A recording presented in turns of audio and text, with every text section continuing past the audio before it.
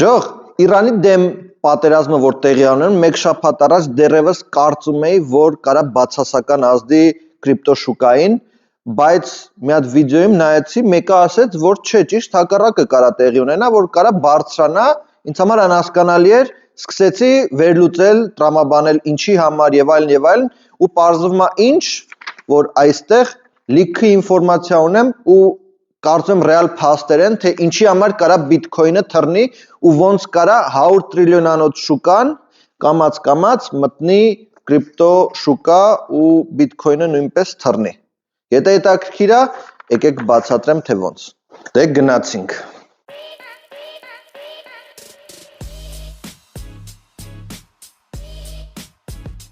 Դե սկսեցինք, եկեք տեսնենք թե ինչա կատարվում, ոնց է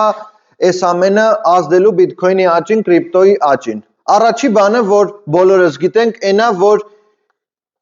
Ամերիկան, Իսրայելը բոմբեցին Իրանին, okay? Բոմբեցին Իրանին, սպանեցին իրանց գլխավոր առաջնորդին, իր ամբողջ ընտանիքով եւ այլն, եւ իրանց թվաց, թե այսքանով սահմանափակվեց, որը որ ճիշտ հակառակը տեղի ունեցավ, ավելի գազազեց, ոչ մի ձևով չպարակվեց եւ շարունակում է պատերազմը ու ինչա տեղի ունենում։ Տեղի ունենում հետեւյալը, որ Իրանը ինչքան բազակա տարածաշրջանում սաղ համարյա զրոացրել է։ Այսինքն բազաները մենք խոսում ենք կոնկրետ, որ Կատար, Էմիրատները, Օման եւ այլն մոտավորապես մի 6-7 երկրում անընդհատ բոմբում է Իրանը, որը որ Ամերիկան այստեղ երաշխավորել էր, որ եթե մենք բազա ենք դնում ձեր տարածաշրջանում, ձեր զոնաներում, դուք ապահով եք լինելու։ Հետևաբար այս հարևանները իրանք տխուր են, հա? Լացում են, որովհետև անընդհատ ինչա խրախուսվել, ինչ ասվել, որ եկեք Դուբայ, եկեք Կատար եւ այլ ամենը ապահով տեղն է, ինչքան փող ունեք, եկեք բերեք այստեղ դրեք։ Ու ինչա տեղի ունենում, որ մուլտիմիլիոնանոց կազմակերպություններ, մարդիկ, ովքեր որ շատ հարուստ են, որոշել են, որ չէ, всё-таки այդքան էլ ապահով տեղ չի, որտեղ Իրանը ցանկացած պահի մի հատ բոմբա գցելու մեր գլխին, մենք էլ մեռնենք, երբ որ իրականում այստեղ ամենաապահով տեղը պետք է լիներ։ Երբ որ սա տեղի է ունենում, հարց առաջանում,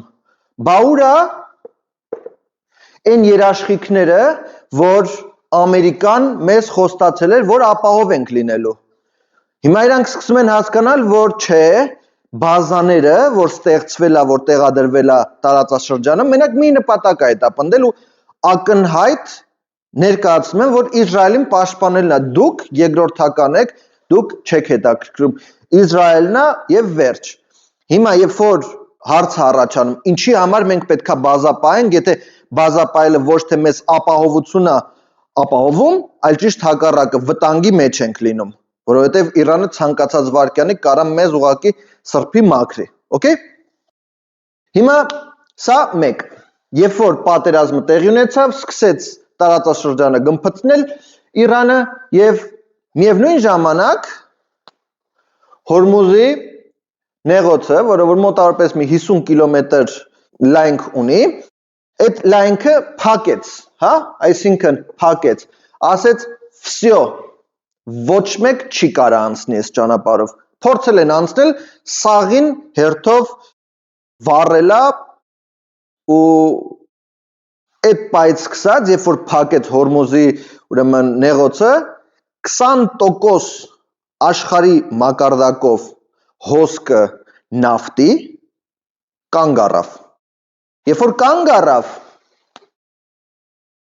տեղի ունեցավ հետևյալը, որ գները նավթի միանգամից բարձրացավ,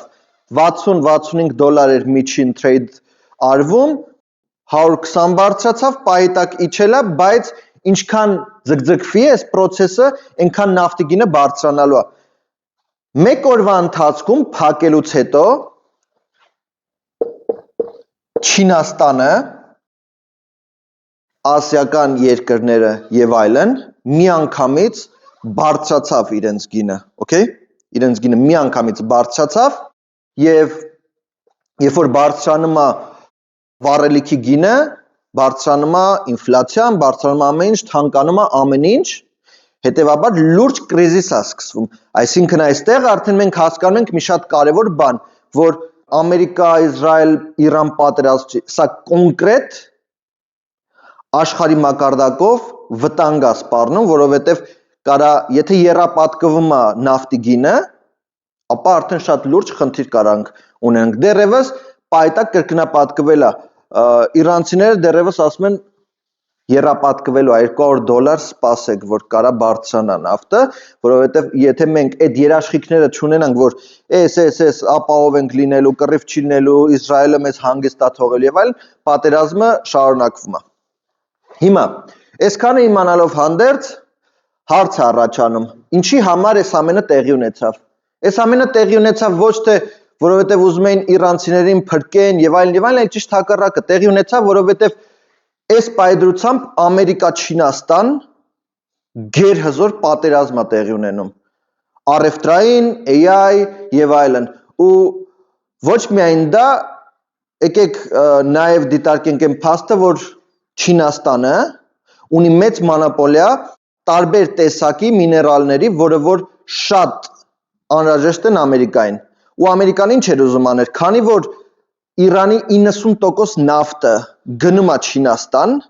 ուզում էր Իրանի նավթը իրենով անել, ինչպես որ Վենեսուելային արեց, որ առնվազն կարողանար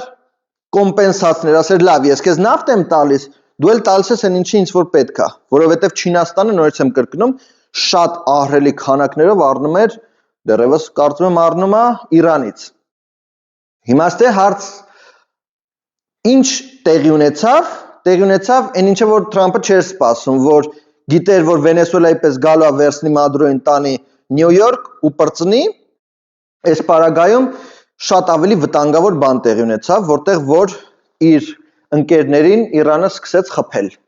Իր ընկերները արդեն բավականին տխուր են, որովհետև հիմա մտածում են, լավ, հիմա մենք ինչ անենք, ոնց անենք եւ այլն։ Ի վերջո չեն կարողանում այս հարցը լուծեն, եթե չեն կարողանում այս հարցը լուծեն, ի վերջո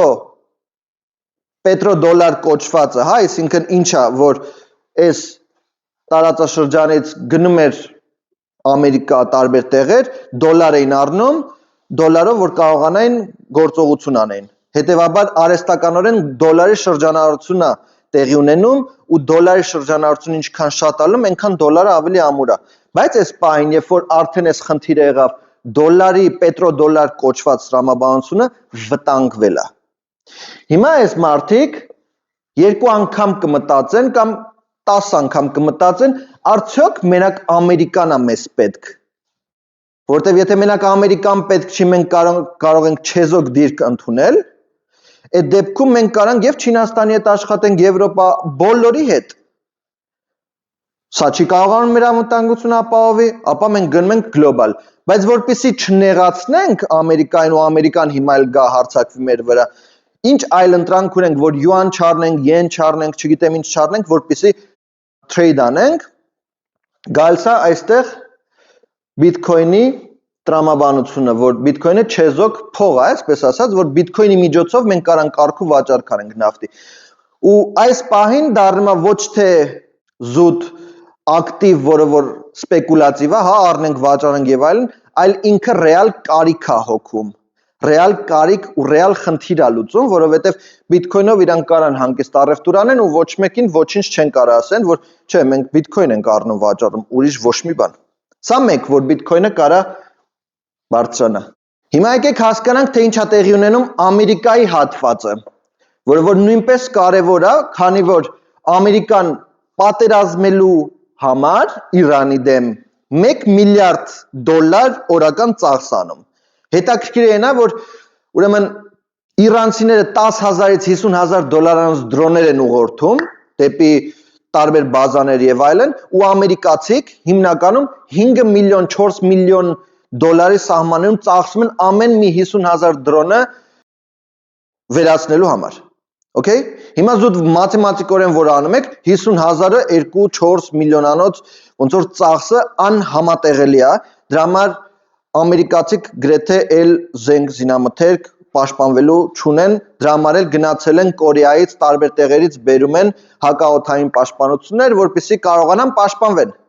Հիմա այն պայն, երբ որ սպառվեց, պետքա արագընթաց ինչ որ ձևով այս հարցը լուծվի։ Ոնց է լուծվում այս հարցը ու ոնց է այս 1 միլիարդ դոլարը ամսական ուրեմն տրամադրվում։ Միակ տարբերակը այն է, որ ֆեդերալնի ռեզերվը փող տպի, print money, okay?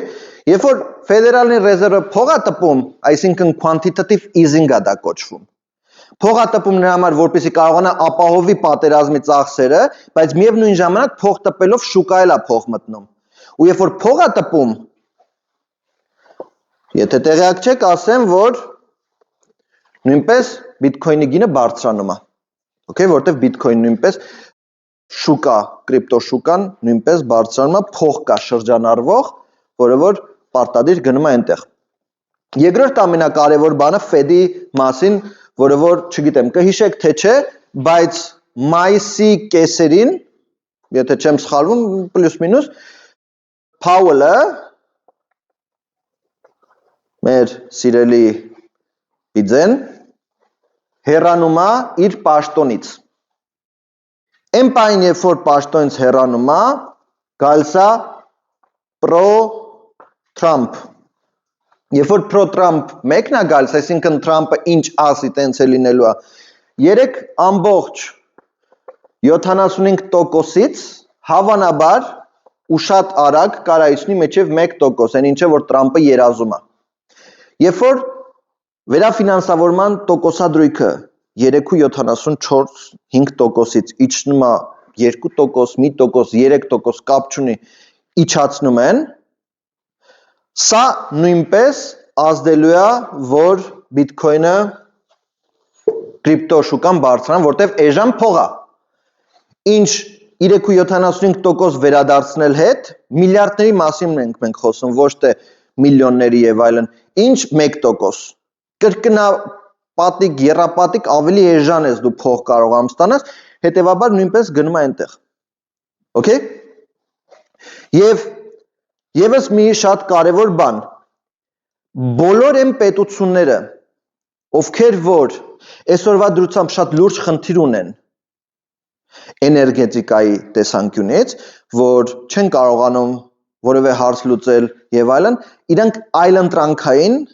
լուծումներ են գտնելու, որոնք են, չգիտեմ, սոլարային պանելները, քամու հետ կապված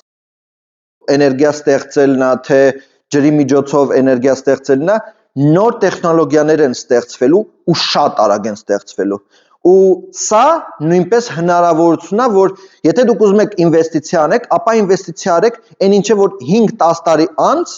մեծ պոտենցիալ է ունելու, որտեվ այս պատերազմը ցույց տվեց, որ այս 50 կիլոմետր տարածքը կարա կոլապսի ենթարկի մոլորակը։ Եթե կարա կոլապսի ենթարկի մոլորակը, կարծում եմ հիմա տեղյակ էին, բայց կարծում եմ հիմա ավելի լուրջ կվերաբերվեն, որ չէ, մի բան պետք է անենք, ոնց որ ծխողին ասում են, չի կարելի ծխել, ի վերջո մի հատ ռակա մի բանը առաջանում, հետո ասում են լավ, չէ, всё-таки չծխեմ, նույն տրամաբանությունը սա է, որ միջև չի հասնում քսվում քթին, ռեալ չեն դիտարկում ալտերնատիվներ։ Հիմա սա այն իրավիճակն է, որը որ կարա ու շատ մեծ հավանականությամբ փոփոխություններ է սպասվում։ Ու նորից եմ կրկնում, հիմա Չինաստանը կամ բոլոր այն երկրները, որ այդ խնդիրը ունեն, մտածել են լավ, ես ոնց անեմ, որպեսզի ավելի ապահով լինեմ։ Ոնց անեմ ավելի ապահով լինեմ, պետքա ես, չգիտեմ, ստեղծեմ կազմակերպություններ, որը որ SSS հարցի շուրջ են աշխատելու կամ ես կարողանալու եմ նույնպես ինվեստիցիա անեմ տարբեր տեսակի միներալների վրա, որը որ օգտագործվելու ավելի շատ։ Այդ ամենը հետո առանձին կպատմեմ, թե ինչ կազմակերպություններ կան ու ինչ միներալներ կան, որը որ դուք կարող եք ձեռք բերել, որտեվ ոնց որ անցյալ տարի ասում էի, տենց սեպտեմբերի կողմերը, որ $20-25 էր, ուրեմն արծաթը, հիմա թռել է համարյա $100, մի պա 130 էր նույնիսկ թռել, եթե չեմ սխալվում, 5-ա պատկվել էր զուտ այն պատճառով, որովհետև սկսել է էլեկտրոմոբիլները շատանալ, էլեկտրոմոբիլները եթե շատացել է, այդ դեպքում արծաթը նույնպես ավելի շատ է օգտագործվում ու նույն տրամաբանությամբ այս ամենն է լինելու։ Ու նորից եմ կրկնում, այս նավթի շրջանառությունը, որը որ հսկա է, հավանաբար ինչ որ կտոր պարտադիր կրիպտոյի միջոցով է գնալու։ Ու եթե կրիպտոյի միջոցով գնաց, ապա կրիպտոն թռնելու է։ Հուսով եմ հետաքրքիր էր, հուսով եմ ինչ որ բան քաղեցիք, որովհետև ինձ համար շատ հետաքրքիր է, այն բանը, երբ որ հասկացա, որ այն ինչը որ մեզ ասում են, այն ինչը որ մեզ ցույց են տալիս, որ տեսեք, սենց է կամ նենց է, ընդհանրապես կապ չունի իրականության հետ։ Follow the money, միշտ։ Ձեզ լավ օր, հաջողություն։